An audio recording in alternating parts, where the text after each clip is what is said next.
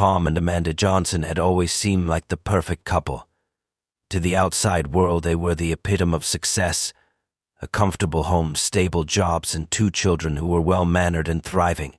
They attended church together every Sunday, their smiles radiant in family photos, and their neighbors often commented on how lucky they were to have such a beautiful life. But behind the closed doors of their suburban home, things were far from perfect. Amanda had always been the center of attention. Her beauty, charm, and outward confidence commanded admiration from everyone around her. She had an uncanny ability to manipulate situations, ensuring that she remained the focal point of every conversation, every decision. She would often boast about her accomplishments, even if they were exaggerated or false, and everyone around her would nod and agree, afraid to challenge her. But underneath the surface, there was something darker at play. Tom, on the other hand, was quiet, introverted, and accommodating.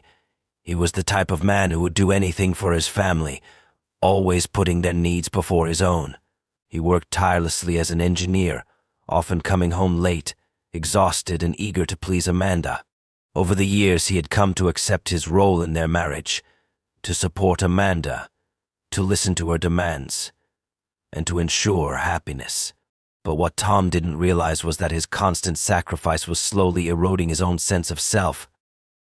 From the very beginning, Amanda had manipulated Tom with subtlety. She would praise him for his efforts, but only when it suited her. She would play the victim, making him feel guilty for not doing enough, even though he had given everything to their marriage. She thrived on control, needing to be the one in charge, the one who made the decisions. And Tom, ever the people pleaser, allowed it to happen. The more he gave, the more Amanda took, until there was nothing left of the man he once was. As the years passed, the cracks in their marriage began to show. Tom's health started to decline, his energy drained by the demands of his work and his home life. He had always been a hard worker, but the constant stress was taking its toll. Amanda, instead of showing empathy or support, became frustrated with him. She saw his declining health as a burden, something that hindered her lifestyle and the image she wanted to maintain. She no longer saw him as a partner, but as someone who was weighing her down.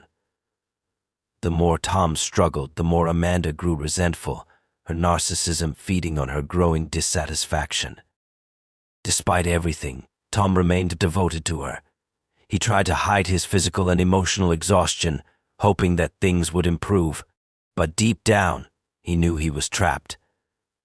The love that had once existed between them seemed to be fading, replaced by a quiet resentment that neither of them knew how to address. The tension in the house was palpable, with each passing day making it harder for Tom to pretend that everything was fine. Amanda, however, had no intention of letting things slip. She would put on a facade and concern when it suited her, making it seem as though she was still the loving wife. But the truth was far darker. Behind her sweet smile and caring gestures was a woman who was willing to do whatever it took to get what she wanted, even if it meant pushing her husband to the edge. The evening started like any other. Tom had come home late from work, his shoulders slumped with exhaustion. He had always worked long hours, but lately, it felt like the weight of the world was pressing down on him. Amanda was already in the kitchen, preparing dinner, her movements precise and controlled. She greeted him with a forced smile, but Tom noticed the coldness in her eyes. He had learned over the years to read the subtle signs of her moods. And tonight, something was off. As they sat down to eat, the conversation was sparse. Tom tried to make small talk about his day, but Amanda barely responded. She was lost in her own world, staring at her phone, scrolling through social media posts, and occasionally glancing up at him with a look that made him uneasy. He didn't understand why she was so distant, but at the same time he knew better than to ask. It would only escalate into another argument, and he wasn't sure he had the energy to fight anymore. The tension in the room grew thicker, and Tom could feel his anxiety building. Amanda's silence was more than just a sign of her bad mood. It was a weapon she often used to manipulate him, forcing him to beg for her attention. But tonight, Tom was too tired to care. He pushed his plate away, his appetite lost. His hands trembled slightly as he reached for his water glass, and Amanda noticed. "What's wrong with you?" she asked sharply, her voice cutting through the silence. "Are you sick or something?" Tom sighed, rubbing his forehead. "Just tired," he muttered. Amanda's eyes narrowed. She didn't like it when Tom showed signs of weakness, especially when he was supposed to be the strong, dependable one. "You're always tired," she snapped. "It's pathetic. Maybe if you actually took care of yourself, you wouldn't be such a burden." The words hit Tom harder than they should have. He had heard them before, but tonight they seemed more cutting, more deliberate. He swallowed hard, trying to hold back the wave of emotion that threatened to rise in him. He had tried so hard for so long to keep her happy, to keep up with the demands she placed on him, but it felt like no matter what he did, it was never enough.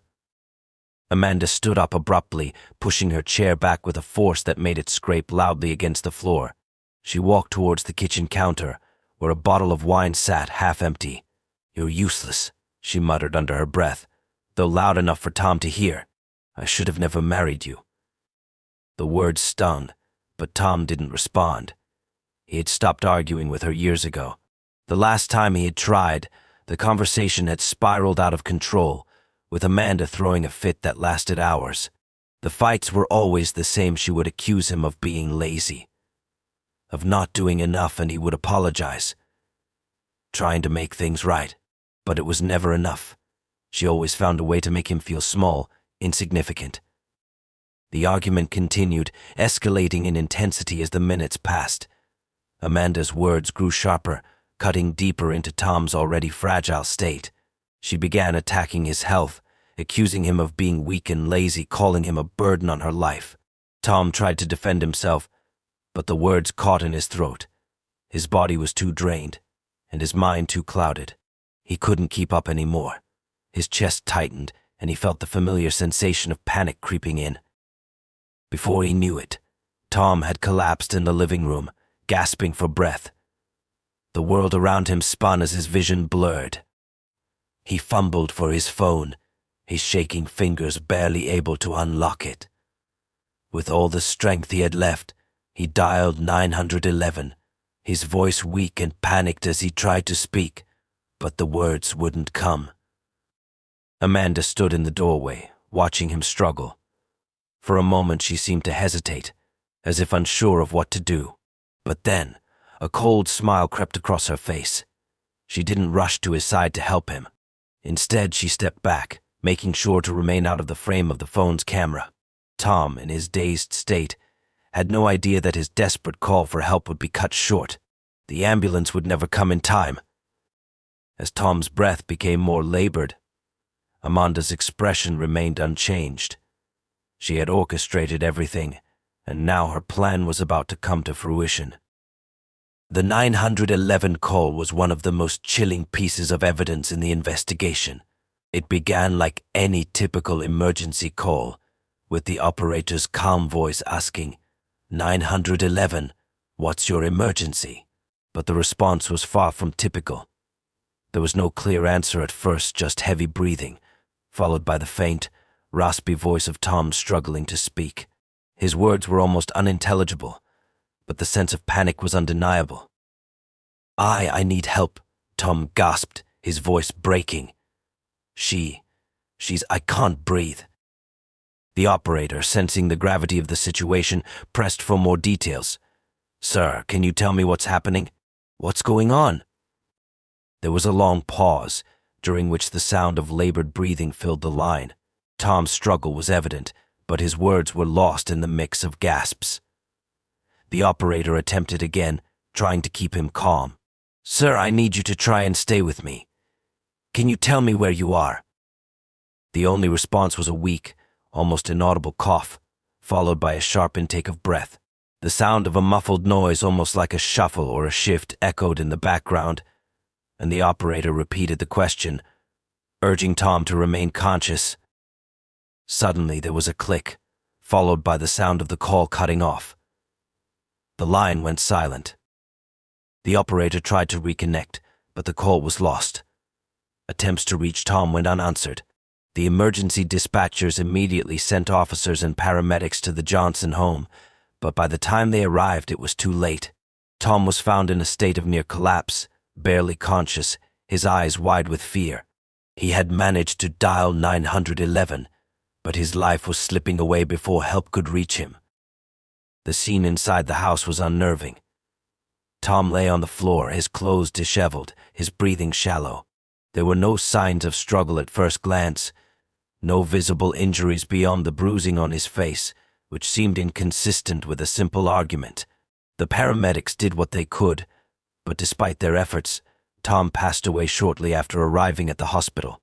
His cause of death was later determined to be a combination of poisoning and suffocation, an unsettling revelation that raised more questions than answers. Amanda, however, appeared unfazed by the chaos that had unfolded. She was found standing in the doorway, her demeanor eerily calm. She greeted the police officers with a composed expression, almost as if the tragedy had not affected her at all. Her initial statements to the authorities were vague and nonchalant, as though she were describing something mundane rather than the life or death situation she had just been a part of. "I don't know what happened," she claimed, her voice steady. "Tom was acting strange all evening. He just collapsed. I tried to help him, but I couldn't." But the officers noted the contradiction in her story. Tom's attempt to call 911 was telling, yet Amanda's behavior seemed almost rehearsed. There was a sense of distance in the way she spoke, a coldness that didn't match the supposed distress of a wife whose husband was dying in front of her. Detective Miller and Detective Harlow were immediately brought in to investigate. They started by reviewing the 911 call, which sent chills through their spines as they listened to Tom's gasps for air. The fear in his voice was palpable. What had happened in the moments before he made that call? Why did Amanda not rush to his side or even show the slightest sign of panic when the situation unfolded? The more they examined the evidence, the clearer it became that something far more sinister had taken place. The 911 call was the key piece of evidence that painted a picture of desperation. Tom had tried to reach out for help, but his efforts had been thwarted, leaving him to die alone. Meanwhile, Amanda's actions or lack thereof spoke volumes. It was now up to the detectives to unravel the truth behind this tragic death and uncover the dark secrets that Amanda had carefully hidden for years. As Detective Miller and Detective Harlow delved deeper into the investigation, the disturbing details of Tom's final moments began to piece together a chilling narrative. The evidence was mounting, and what seemed like a tragic domestic incident was slowly unfolding as something far more sinister. The autopsy report confirmed what they had feared. Tom had died from a combination of poisoning and suffocation. But it was the timeline and the circumstances surrounding his death that left the investigators stunned. The footage didn't show any direct physical confrontation between them, but there was something in the way Amanda moved that raised suspicion. She seemed unaffected, almost too composed for someone whose husband was allegedly in the process of a medical emergency. Detective Harlow was particularly struck by her posture. While Tom struggled to breathe, apparently gasping for help, Amanda walked around the kitchen as if everything were normal. She even paused to check her reflection in the mirror, adjusting her hair as though she were preparing for something important. The detectives knew that the real turning point was coming when they dug into the chemistry of the poisoning. They sent Tom's food and drink samples for testing. What they found was undeniable. Traces of a rare, fast-acting poison were found in his system. It wasn't something that would be easily detectable in everyday life, and it was clear that Tom had been poisoned over a period of time. The slow buildup of toxins had left him weak and vulnerable, unable to defend himself when things escalated that fateful evening. He had been poisoned, and Amanda had been the one to administer it. Further investigation into their marital dynamics revealed a series of unsettling behaviors. Amanda had been controlling for years, but her manipulation reached new heights as Tom's health began to decline.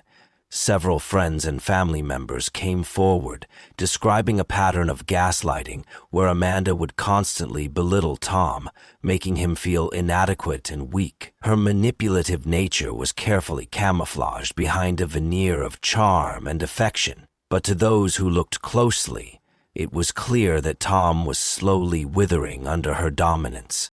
A neighbor, who had lived next door for several years, recalled overhearing Amanda on the phone in the weeks leading up to Tom's death.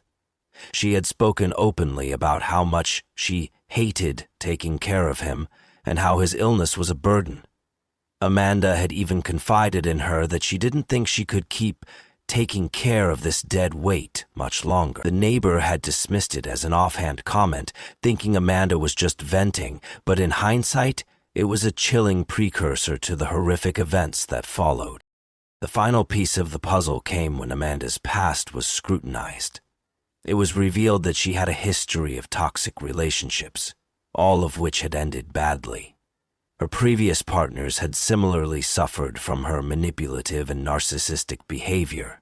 She had learned over the years to project an image of perfection, but behind that image lay a woman capable of cold, calculated cruelty. Her relationships had always been one-sided, with her always in control, and Tom had been no exception. As the detectives pieced together Amanda's history and the evidence from the crime scene, the truth became undeniable. Amanda had planned Tom's death, carefully orchestrating every step to ensure that he wouldn't survive. In the end, it wasn't just the poisoning that killed Tom. It was the years of manipulation, the control, the isolation, and the slow erosion of his will to live. Amanda had pushed him to the brink, and when he could no longer fight back, she finished what she had started. The 911 call, in which Tom's desperate gasps for help were cut short, would remain as the final, haunting reminder of how one person's insatiable need for control could destroy another's life.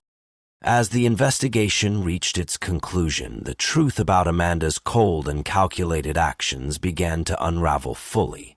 The detectives had gathered all the evidence they needed, and it was clear that Tom's death was not an accident or a sudden outburst of violence. It was the result of months, even years, of manipulation, control, and ultimately, murder. Amanda had carefully orchestrated her husband's death, knowing exactly what she was doing every step of the way. Amanda was arrested in the days following the investigation's breakthrough. Her initial reaction was one of disbelief, but there was no denying the overwhelming evidence against her. She was charged with first-degree murder, the poisoning, and suffocation of her husband. At first, Amanda attempted to maintain her innocence, claiming that Tom's death was an unfortunate accident, a result of his deteriorating health. But as the trial began, it became clear that her defense would fall apart under the weight of the evidence. During the trial, the prosecution painted a damning picture of Amanda's behavior. They detailed her manipulative tactics over the years, showing how she had slowly worn Tom down with her cruelty, control, and emotional abuse. The 911 call was played in court, and the courtroom fell silent as Tom's desperate breaths echoed through the room. The image of Tom gasping for air, unable to finish his call for help, left an indelible mark on everyone present. It was a haunting reminder of how Amanda's actions had denied her husband the chance to survive, even when he had reached out for help.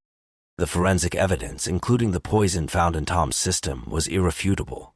The security footage from the Johnson home confirmed that Amanda had been in control of the situation from the moment Tom collapsed. She had not rushed to his aid, nor had she shown any genuine concern. Instead, she remained composed, as though she were waiting for the inevitable. Amanda's behavior both before and after the crime showed no signs of remorse. Her detachment was chilling, as if Tom's death had been nothing more than a step in a plan she had carefully devised. As the trial unfolded, more details of Amanda's past relationships were brought to light. Her history of manipulation and emotional abuse was not an isolated case with Tom. Several former partners and friends testified to similar patterns of behavior, all of which centered around Amanda's need for control and admiration. She had used and discarded people without a second thought, and Tom had simply been the latest victim in her relentless pursuit of dominance. It was clear that Amanda's narcissistic personality had driven her to see others as nothing more than tools to achieve her own desires.